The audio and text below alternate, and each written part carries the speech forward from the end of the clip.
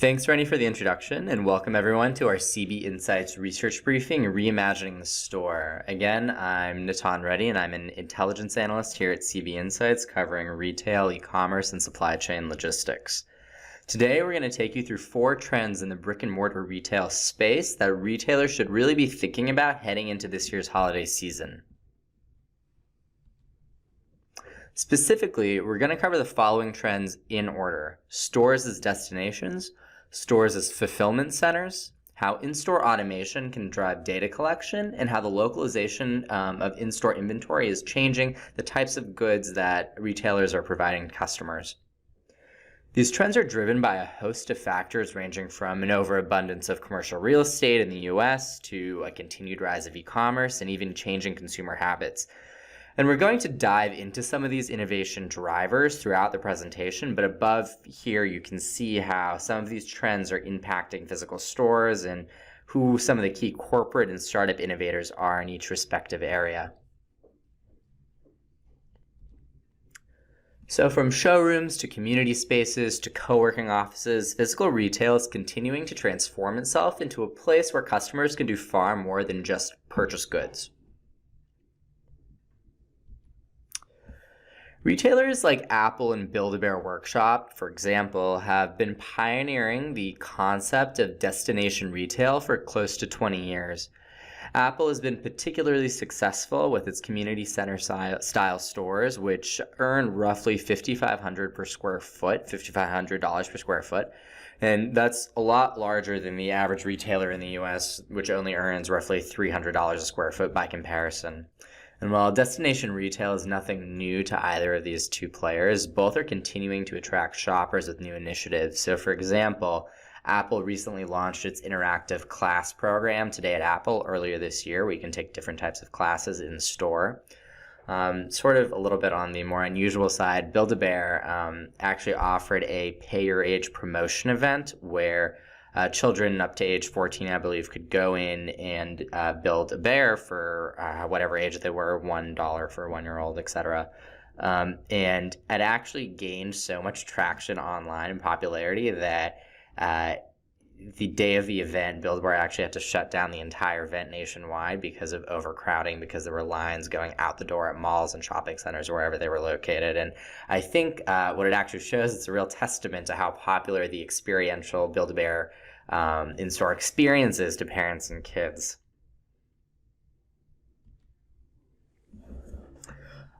Other retailers more recently caught on to the idea of turning their stores into community gathering places. Both Nordstrom and Sephora have created small format neighborhood stores that trade inventory for experiences. So for instance, at Nordstrom Local, which is their small format store in LA, which just recently expanded to a few more locations, you can get items tailored, you can get styling advice, or you can even get manicures inside, and it's meant to sort of act as a destination where you can hang out. Macy's, on the other hand, which has in the past struggled with an overabundance of retail space and declining store sales, is trying to get into the destination and experiential retail game via its recent acquisition of Story. So Story is a startup, as a concept store in New York, in Chelsea, that completely redesigns its interior, inventory, and in-store experience every month based on a new theme. So every month you go back to the store, and essentially it's like a new store. So some of the themes have been well-being, or made in America, or work from home. So usually something fun that attracts consumers. Story is going to become a sub-brand of Macy's, and although it's going to maintain its original location, it's really going to be interesting to see how the concept evolves in conjunction with Macy's, and whether it could be popular in a Macy's store, and especially thinking about how to draw in customers going into this year's holiday shopping season.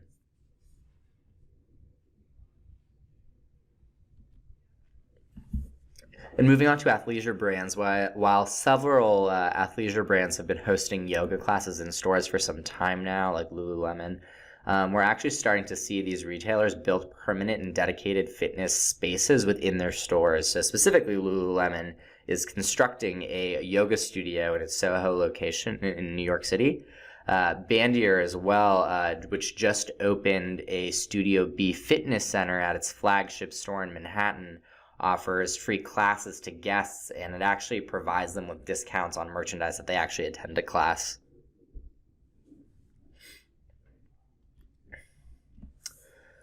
And while grocery stores are continuing to add several dining options to their stores, which is a trend that's been pioneered by grocers like Whole Foods, we're also seeing some other players come into the game.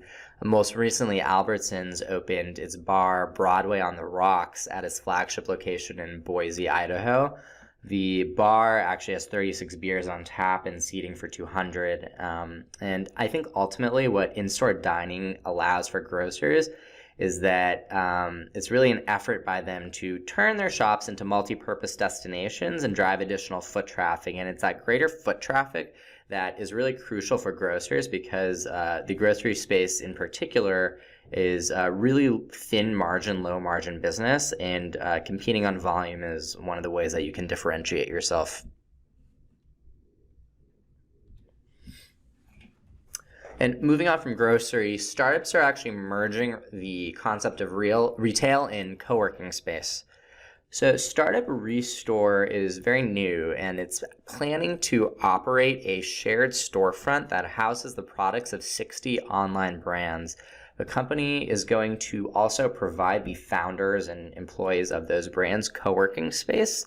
However, what the interesting part of it is that the co-working space for these founders and designers is actually going to be interspersed among the shared storefront retail space. So really what that means is that if you're a customer of this store and you're going in to check out a particular online brand's product, or you're interested in buying something in particular that you're browsing, you actually might have a chance to interact with the founders or designers of those brands while you're shopping. And moving on to the next startup on the slide, Spacious, which started out offering co-working space at restaurants and bars during non-operating hours, recently raised $9 million in funding earlier this year in May, and it actually plans to work with landlords to open more permanent co-working spaces in vacant storefronts around New York City and San Francisco, which essentially gives these landlords another way in which to revitalize otherwise empty real estate that has been left by retailers and restaurants that have gone out of business.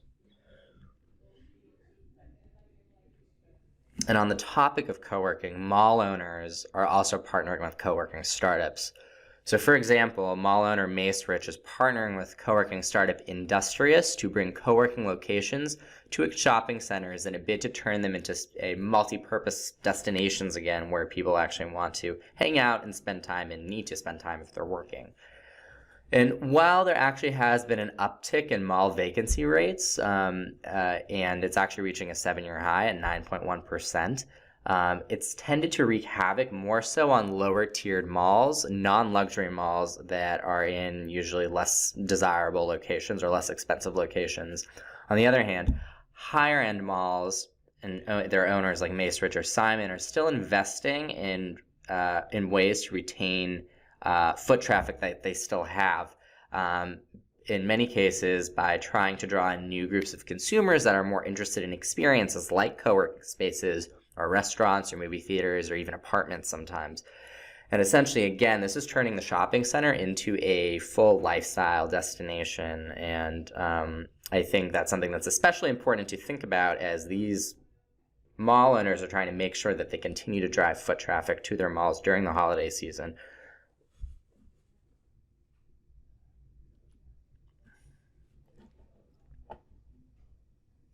And while online brands like Casper have made efforts to turn their stores into destination-style type experiences for customers, we're actually continuing to see them hone in on that. So for example, customers can touch and feel various products at the Casper store, including fibers made inside the pillows of Casper, and probably most notably, you can actually even take a quick test nap on one of Casper's mattresses that are placed inside mock bedrooms that are set up within the store.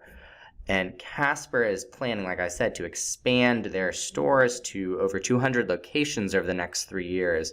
And I think it's interesting to think about because, originally they had really more experimented with pop-ups, but they could benefit in a number of ways from this type of more permanent physical expansion. So one, they might be able to reduce their overall cost of customer acquisition, which has generally increased online, but is cheaper if you have a brick and mortar presence. Secondly, they might be able to differentiate themselves from other direct-to-consumer online mattress startups that have increasingly popped up over the last few years, but also usually lack a physical presence. And third, they might be able to reduce their product return rates and the costs associated with those, as customers will have more places and opportunities where they can test out Casper products in real life before buying. However, it's also worth noting that opening this many physical stores also presents a risk to Casper, as it will become difficult to remain strategically agile as a company once it's weighed down by significant longer-term investments in real estate. And ironically, incumbent mattress firm, which had thousands of locations, just filed for bankruptcy on Friday, and they have plans to overhaul their physical footprint. So it's something interesting to note. So there's also some other startups that are enabling brands to move into the brick and mortar space. Appear Here specifically helps brands find landlords that are leasing temporary space so that they can use those spaces for experimental pop-up stores, which are often experiential or destination focused in nature. So for example, Appear Here helped luxury brand Coach develop a pop-up that was Coney Island themed, and customers were able to play carnival games and even see a fortune teller. So it's another thing to keep in mind, that you actually are seeing startups now that are enabling retailers to experiment more with physical real estate.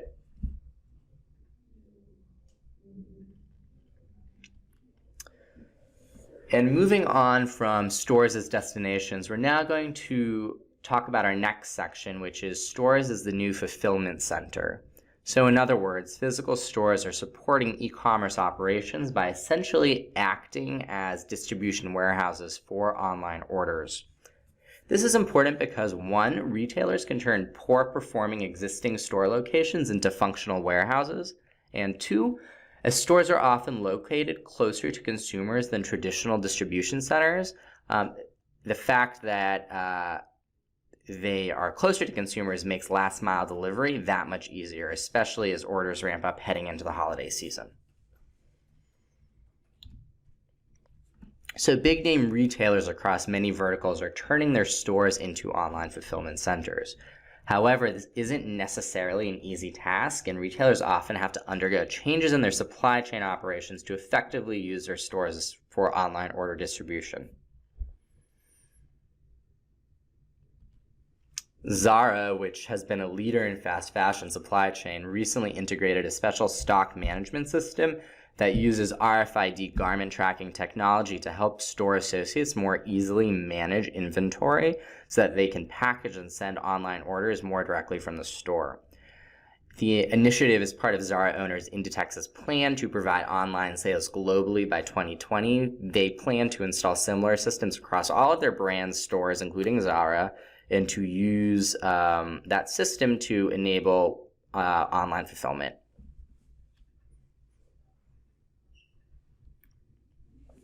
Target is actually undergoing an even more proactive measure to support online fulfillment at its stores. The company is testing a new type of store inventory replenishment method through its new Flow Center initiative from a facility in New Jersey. Through the test, stores will only receive inventory as needed from the distribution center, cutting down on overall inventory levels and the chance that stores will hold excess unsold inventory. With less unsold inventory held at its stores, the stores will now be able to dedicate more space in the back to online order fulfillment packing.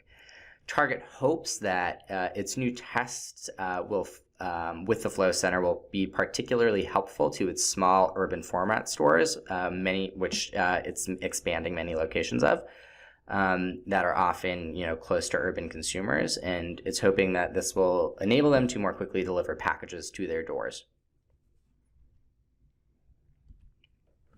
And beyond what we just discussed, other retailers that are using stores as fulfillment centers are eliminating the cost of last mile delivery completely by having consumers come to them to pick up online orders in store. Walmart is actually eyeing a pickup only grocery store in Chicago, which really takes this concept to the next level.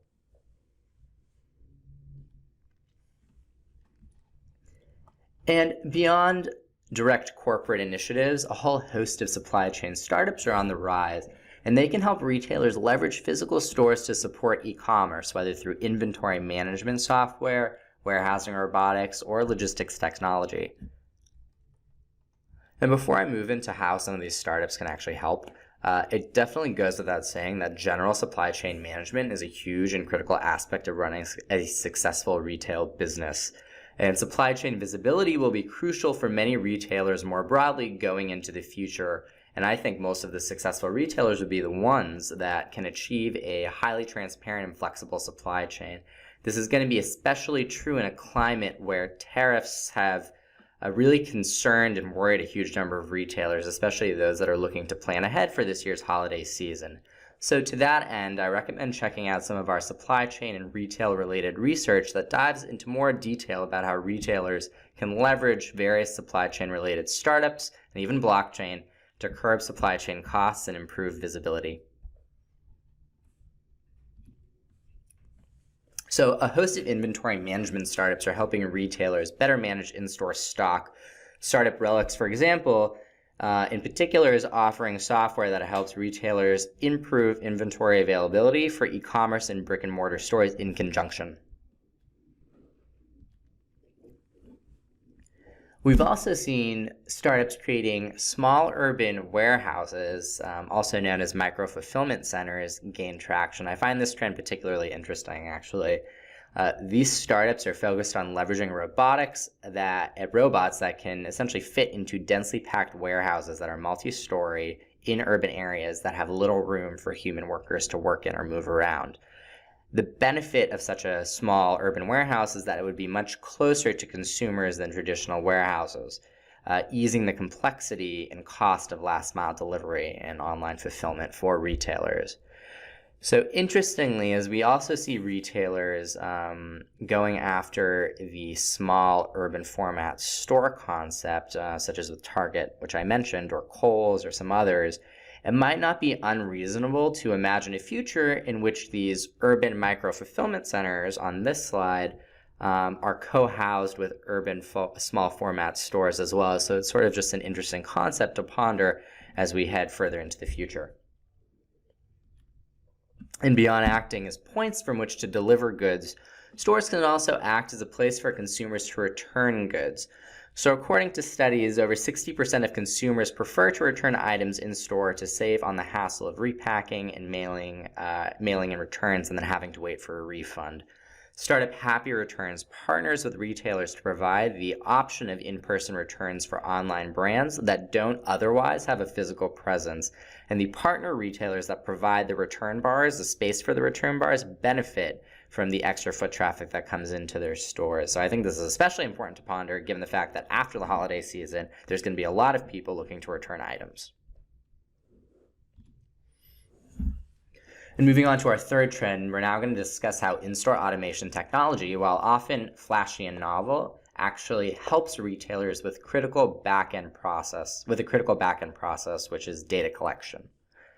And why is this important? Because the more data that retailers collect on their consumer preferences, the more they can personalize their in-store inventory and services and product offerings to appeal to their consumers' tastes.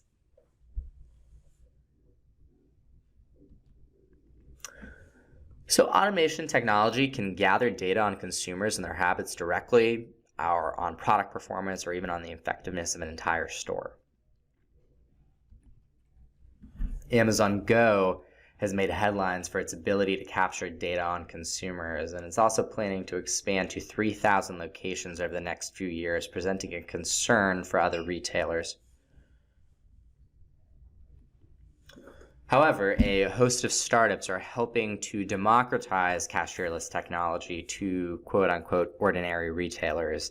And while some of these startups, like Standard Cognition, claim to not store any facial recognition or biometric data, they do store anonymized data that on the shopping habits of customers in stores to help better analyze what's working or what's not working in a particular store. So retailers can leverage this type of technology to better understand how customers shop and then ultimately maybe optimize their store layouts to best suit their consumers. Sephora, on the other hand, is leveraging in-store technology such as facial scanning and color matching IQ to find what types of products their customers like and to build out more robust customer profiles in order to target and market the appropriate products to individuals online later.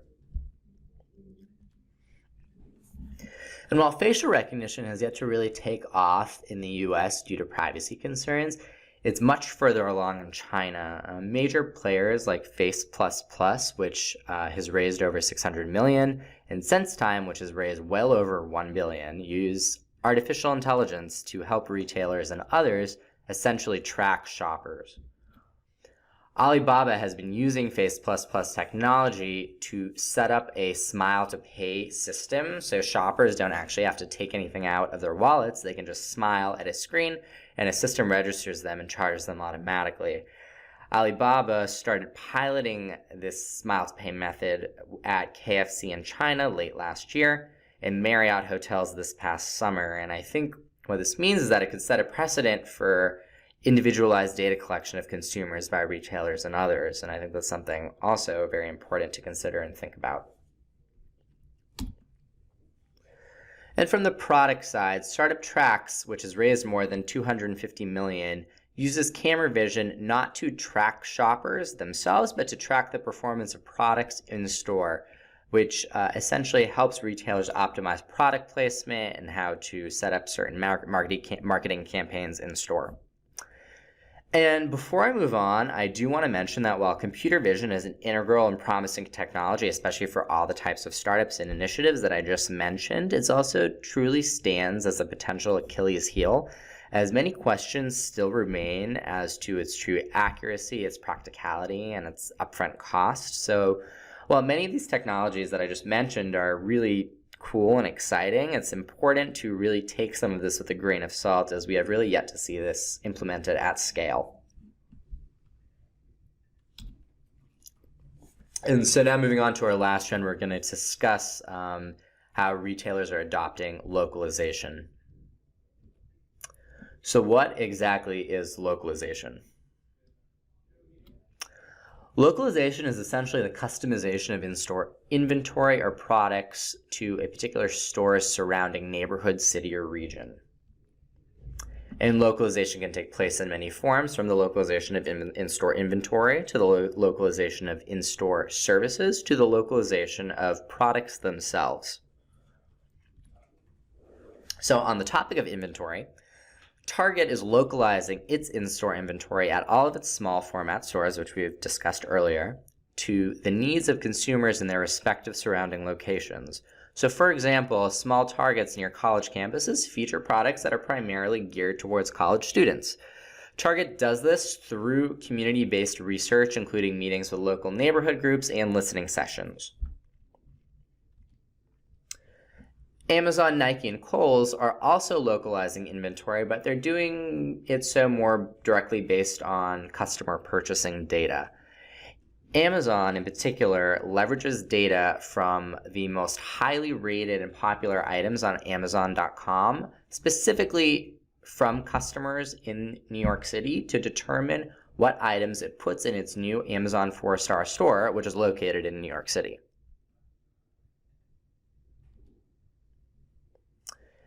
And here you can sort of see how Nike has essentially localized and designed the entirety of its new Nike by Melrose new concept store in Los Angeles to appeal directly to the tastes of the consumers in the surrounding location. At Nike by Melrose, they also offer in-store services that specifically cater to local tastes, in this case, the tastes and needs of Los Angeles consumers. So in the case of Nike by Melrose, they offer curbside pickup to cater to LA's car culture. And they actually have other stores that are planned to open in New York City or Tokyo that might provide different services that are catered more towards urban consumers. So I think that's something to look out for in the future. And Adidas has actually gone the extra mile by actually localizing not their inventory, but products themselves. They created a line of city-specific running shoes that are geared towards the needs of runners in particular cities. So, for example, their New York City shoe is designed specifically for the sharper turns of New York City's rigid street grid. And to create these shoes, Adidas is experimenting with new manufacturing facilities that bring the shoe production process under one roof. These facilities have been dubbed speed factories. There's one in Atlanta and one in Germany. And they essentially leverage 3D printing, computerized knitting, and robotics to bring the shoe manufacturing process under one roof, like I said, but also to contain it within a much shorter time frame. So usually when Adidas actually manufactures shoes in Asia, as it typically does, it can take several months, and this sort of brings it down to days or weeks. Adidas hopes to basically leverage these factories to enable greater flexibility when trying to customize for different shoe models. And while Adidas has lofty goals to rake in 50% of its sales from speed factory manufactured items, it currently only plans to manufacture 1 million pairs of shoes from these factories by 2020, which is still a really small fraction of the 400 million plus shoes it manufactured in 2017. So it's sort of to be decided how effective these factories would be trying to produce anything at scale, but we'll see how that works out going forward. And again, here you can see how Adidas is really trying to leverage its speed factories to up their ability to customize and up their ability to manufacture shoes at within a really tight time frame, essentially. So now moving on, we're going to just take a little bit of a look at what we think is next for brick and mortar retailers. So while Walmart has published many patents, and many of which have never come to fruition, it's an interesting way to sort of see the direction in which a retailer is thinking. And we recently discovered a patent by Walmart in which shopping cart handles would be able to detect biometric data like heart rate, temperature, and stress levels. And this could be used by Walmart or a retailer to help understand what parts of their in-store experience are stressful to shoppers and which parts will run more smoothly. And really would represent a completely new way in which retailers could track their shoppers in real time and understand, overall consumer sentiment of their store. Moving on to a different angle in terms of store testing and planning, companies are actually now able to leverage virtual reality technology to completely eliminate the process of physically testing new store layouts and concepts in real life to see if they appeal to customers. So typically, if a retailer wants to test out a new store concept, they might actually have to build a test prototype store and see how it does, basically, with customers. However, Startup in Context Solutions offers an alternative to that process. And what they do is they use virtual reality technology and virtual simulations to digitally test out different stores based on different setups and layouts for retailers. So the startup collects data from a series of online simulations that are completed by real shoppers but online to determine if a new store layout or concept is going to be successful. So in theory, retailers would be able to completely save on the cost and hassle of testing out a new store format in real life and would be able to get the same results, but completely digitally and without any of that cost. The main question here, I think, is how accurate is this virtual simulation technology? One of the cons is that, do customers essentially behave online the same way they do in store? But a few of the pros include that because you're tracking customers within a virtual environment, you can actually record their movements and sort of how they go through the store in a way that you would not be able to if you were to set up a real brick and mortar test shop. However, regardless, in context, says that its data produces the data it produces really closely matches the results you would see if you tested out the concept in the real world environment. So something to ponder as well, and definitely a very interesting technology to see if we continue to see retailers adopt these sorts of store planning methods. And now moving back to the idea of urban fulfillment, Amazon has also been exploring the space too, of course. Last year, they were granted a patent for a very unique beehive fulfillment center, which would essentially act as a warehouse for last-mile delivery drones. The center as well would be placed strategically near urban areas to shorten the distance of last-mile delivery to consumers. And again, while many of these patents never really come to fruition, it's interesting to see the ways in which Amazon is thinking of tackling urban fulfillment, which really, in turn, is approaching the issue of urban delivery in a much more futuristic way than we've been seeing with current micro-fulfillment startups. However, those are definitely a little bit more realistic as of now, but definitely something to keep in mind going forward. So that concludes our briefing for today. I'm now going to take a few questions. So let me just see what's coming in here. Okay, here's one. What store format do you think actually works the best? Pop-ups, small format stores, or entertainment malls?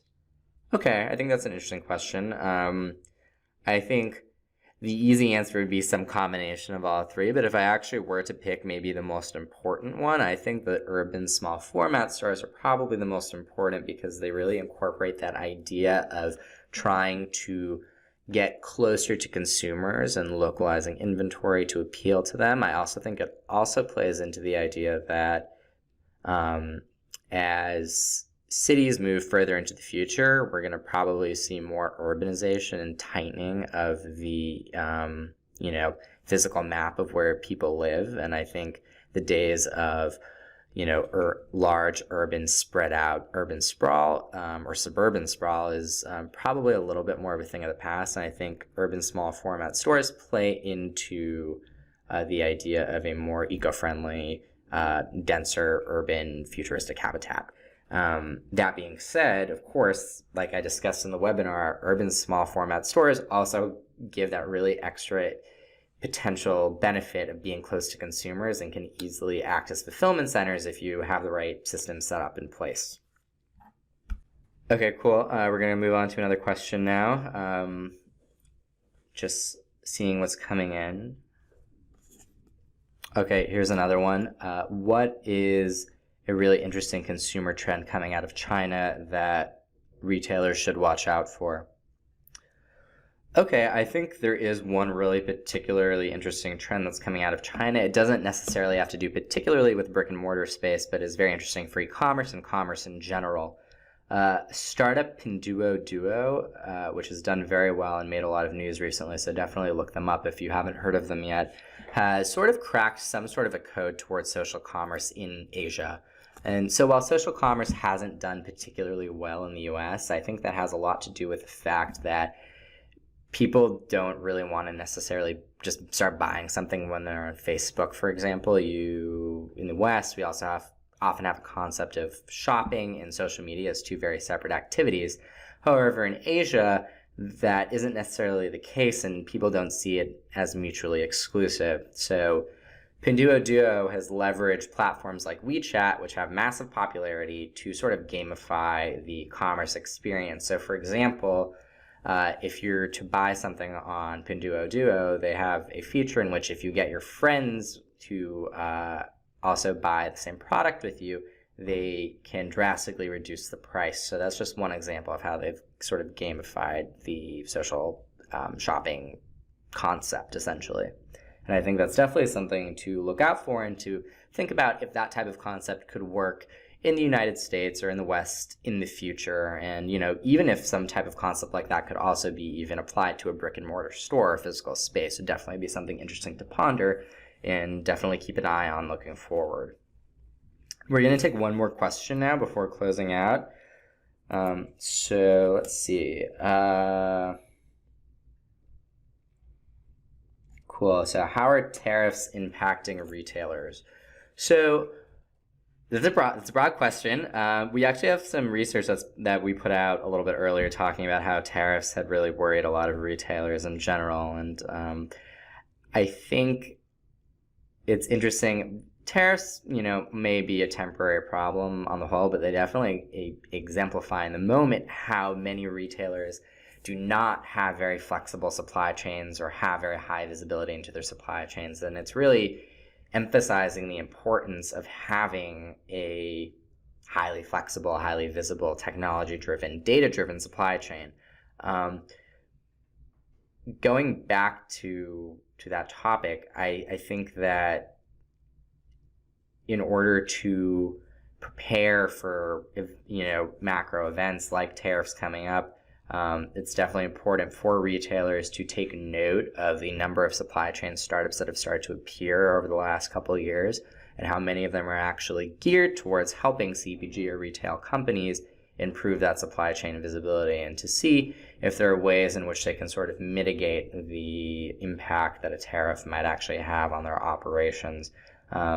However, honestly, even if tariffs aren't a problem going forward, if they're just to disappear today, this is still, supply chain visibility is still just as important as a way to compete. And so I think it's something that all retailers should pay attention to. And if they haven't, now is a good time. So with that, we're going to conclude questions and conclude the presentation. Again, if you have any questions, you're welcome to email me at nready@cbinsights.com or tweet at me at natan_ready or at cbinsights as well. Thank you for joining today and hope you have a wonderful day. Thank you.